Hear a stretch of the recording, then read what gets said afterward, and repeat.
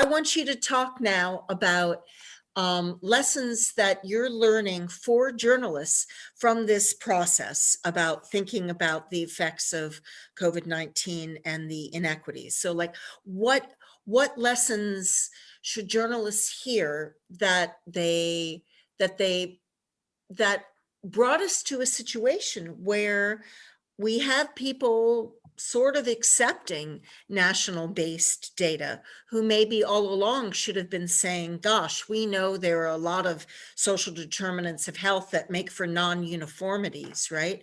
So could you in your most compelling way talk a little about what kind of lessons journalists might take from that? One of the major challenges that is, just now I mentioned it, the many of the information what we get it in the media is a global information at a national level. And when we get a aggregate information, we miss out the subnational or local diversity within the country. And particularly in many instances that mask the vulnerable population. And the vulnerable population, the definition varies from country to country. For example, when we talk about, in many instances, like a word, rural population. So if you take that word, rural population, it's had very different meaning when you talk about a rural population in US or Canadian context, vis-a-vis a rural population in Mali, is very different. So I think the geographical, regional subnationalism is a major problem that I think the journalists should think of it. That if you wanted to evaluate the health-related information, the second issue, I think, we should be very clear understanding of vulnerability or vulnerable population in that context, that what we look at it. The thirdly, if you look at when you say the government or non-governmental or faith-based organizations in many countries, when you collect this information, and I think again you need to contextualize it, that where this information is coming from. Just to give you an example, if you talk about maternal mortality, that's another project I'm currently involved in. So many instances we ask that when they're giving us a figure on the MMR, the maternal mortality rate or maternal mortality ratios, we always tell them that give us the minimum and maximum. Because many instances what you see, the other very good examples I can use it is a immunization coverage. If you actually look at immunization coverage in many of the African countries, you'll see it's like 70-80%. But if you started breaking it down, what you see that in many countries, the immunization coverage actually, many subnational level is above 100%, 150, or some are even 160, 200%, and some places is 20%. But if you aggregate it, you get a very nice figure of around 90%. So one of the things which, we managed to do it in South Africa is mandatory, that if you don't give us any place, any geographical unit, you always have to tell us the minimum and maximum figures. And without that, we don't accept any aggregate information unless it comes from one particular facility.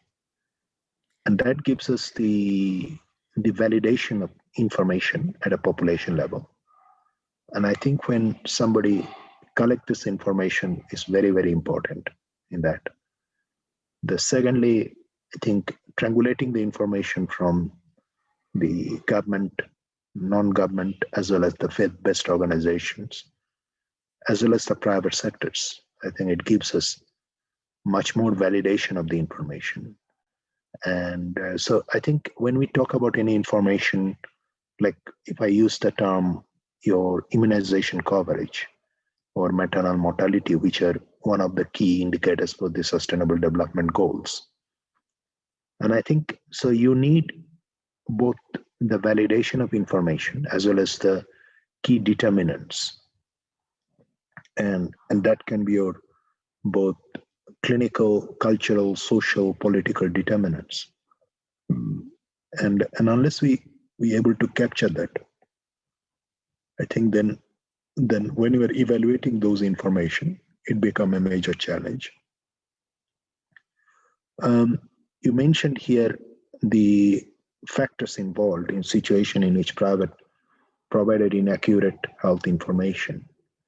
And I think many instances we have seen that a lot of efforts are being spent on creating so-called accurate information. But again, the issue is that there are two issues. I mean, definitely we need an accurate information, like what's your immunization coverage? So if your immunization, like I mentioned, but it's also important that what are you going to do with that information? So if you don't have a plan, that what is the purpose of collecting this information and what are you going to do with that information? In many instances, you will see a country spend huge amount of resources of making the information correct, but they don't know what to do with that at the end. And I think that for me is a major challenge in many instances. Yes, So and it's this not. is, oh, sorry, this is a place where solutions journalism can come into play, right? Because journalists who use a solutions journalism lens can highlight for the policymakers who read their articles and for the population. Here are places where they've taken similar kinds of information and used it in this way, and this has been the effect of it. So this is a way that journalists can really move social change forward quite efficiently if they pay attention to that. You see that these issues of the um, many instances, I mean, I think it is related to the TRPs that, I mean, what is most, many journalists follow that what is more interesting for them, what is the audience wanted to know. The target rating points, I mean, sorry, my apology for the abbreviations. So in many, I'm sure you do it there. So, any news media or print media, they look at it that what is the viewers are interested in, whether it's the print media, social media, or even the electronic media. That score, I think, quite critical. And many instances they do this ambush marketing to improve their TRP, because that's a huge issue. I'm So, sure.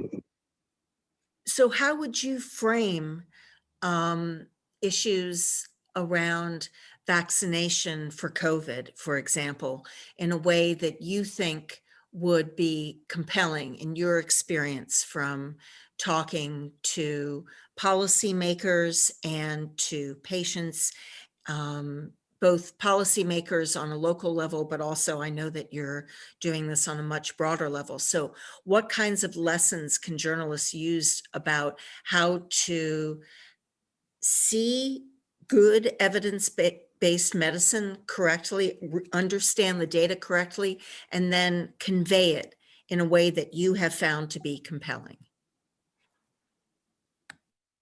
Somebody mentioned, I remember quite a while ago, an analogy.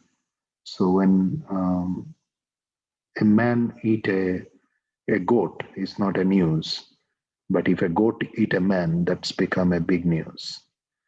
And I think it's a very good analogy in that sense. You see, so when people get vaccinated, it's not a news, but when Debashis Basu is not vaccinated, then it become a major news. But we forget that other 99.9% of the people get vaccinated. But if whatever reasons I'm not vaccinated, and then I become the news. And many instances, our health journalism, I think, it focuses on the negativities. Or if you look at even the poorest of the poorest countries, there is some form of a health being delivered. The women still delivering, even if they don't have a sophisticated maternal health services. The children are still surviving. I don't know. I mean, in many instances, I wouldn't understand that how it happens, really, to be honest. But there are women delivered. They get pregnant, they deliver. The children are born, they don't die, they reach an adulthood, and it's a really miracle. And probably you can say, if you think in our Western belief system. So in many instances, we don't capture that. What we capture is the bad news. So in many instances, the bad news journalism become more focused on the bad news rather than, and this is where the TRP or target rating point comes in. Because if you say that, the people are delivering normally, there is no news. But if somebody died, then that become a news. And I think it's a question of the good news versus the bad news. So in many instances, if you can agree on that principles, that we can, instead of looking at a glass half full or half empty, that how do you provide the good news and how do you find the determinants of the good news? We can learn a lot. I mean, I've seen an example, like in South Africa and many other countries, I've seen that we have a major challenge with the health information system. In South Africa, we spent billions of rands for the last 25 years. We still don't have a solution which can integrate the different state, the public sector, private sector. We don't have a system because, we are very, like in US, we are a federated government. So each of our 9 states have their own power. The federal government have very little power to decide what the states will do in health specifically. As a result of that, we could not find a solution that where patient X moves from one state to another, and we can pick it up what happened to X. We don't know. We cannot do it. And particularly when you have a migrant population, like in my state where I live, it's a major challenge because 25% of our population are migrant population. Having said that, see, the challenge is then is that instances that how we then collect information about patients, and we could not do that, and that become a major challenge in many instances of looking at that what's going on in that particular sector, and collecting good quality information, and as your topic says that how to evaluate the health related information. I think it is become a major challenge in those type of scenario. And I think the other issue I would suggest that they may, in many instances for the journalists, look, we have a phrase, we call it local is lekker. So, it's a Afrikaans word. What it basically is, local is good. And many instances, if you can get good stories locally, I think we can learn a lot. And the examples I wanted to tell you. So this was a major problem for last almost 26, 27 years. So we couldn't find a solution.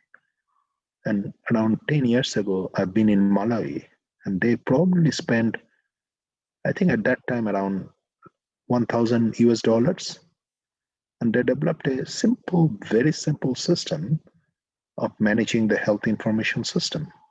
It's a smallish hospital, And I was just been invited there, and I was really amused to see how they developed a local system, not sophisticated, but is managing everything well.